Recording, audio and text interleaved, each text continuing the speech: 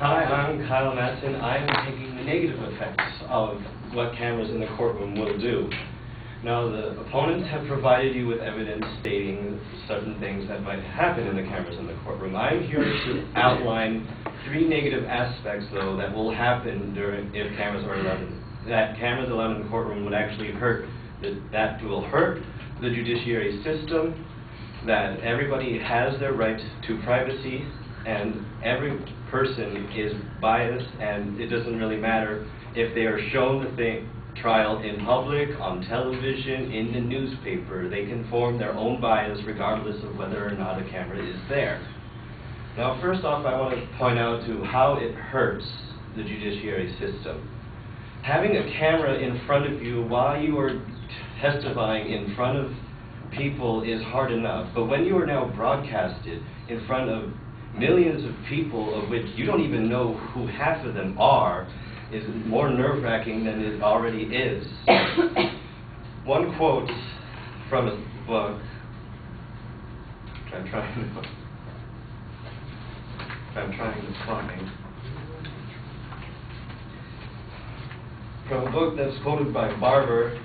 It is intended not to preserve confidentiality, but to prevent the risk of severe psychological damage caused by having to relate the details of the crime in front of a crowd, which inevitably will include voyeuristic strangers, or voyeuristic meaning that they take pleasure in facts that other people are going through this, or they take some kind of strange delight to this.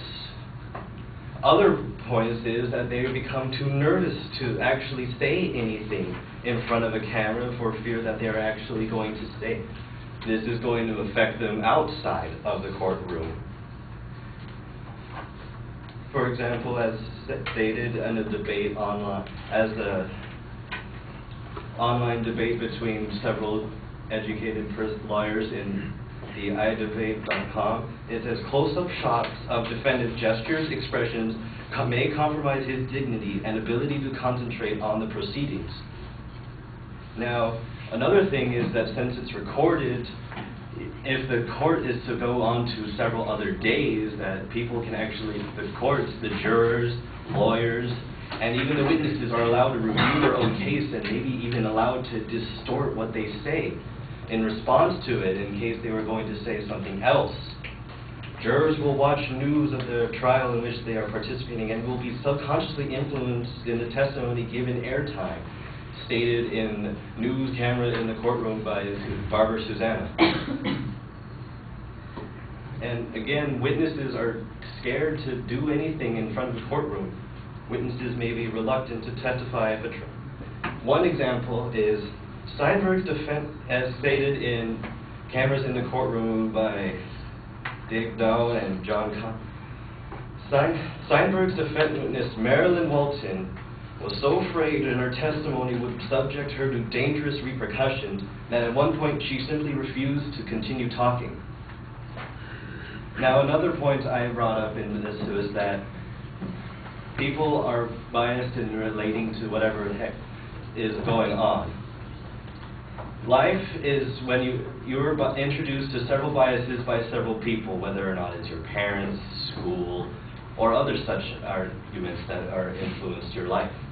Now, when you read a trial in newspapers, you are entitled to your own opinion and therefore are free to think what you can, but ultimately your say on what outside of the court has no effect on the actual court proceeding, in which case you will then be taking the law into your own hands, which case will result in many subsequent downfalls.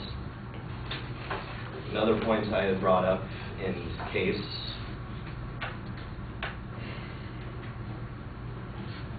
was that we are entitled to a right of privacy, because eventually there are points where in the current system the judges are allowed to say whether or not a camera is allowed into a court or not. But the problem is that sometimes the cameras in the courtroom will put people at risk, may not be in the courtroom but outside of the courtroom. As another statement that was provided on the online debate between on the iDebate. It says, by showing the defendant on television, the general public will be able to reach conclusions about guilt or innocence that may not be reflected on the eventual verdict of the jury. He's not going to be influenced by it, and now people are going to know him, whether or not he was guilty or not.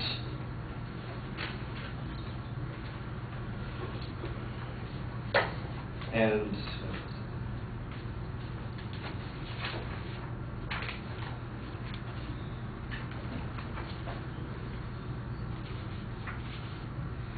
another point brought up to it is, even if he is found not guilty, the publicity he has already suffered may ruin his chances for future employment or anonymity.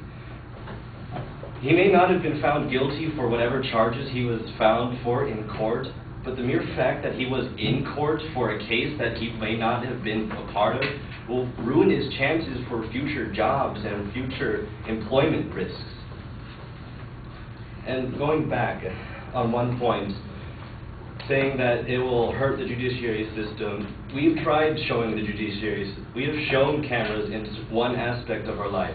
In the 1960s, we have televised several events that happened when America infiltrated Vietnam, and we have shown several incidents that were very horrifying. The My Lai massacre was one of those events that not many people would like to remember.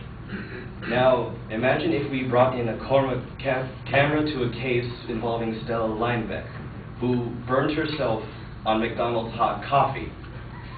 She managed to sue McDonald's and won. I don't know, but that doesn't seem like the judiciary system works in all cases when it comes to pertaining to common sense in some cases.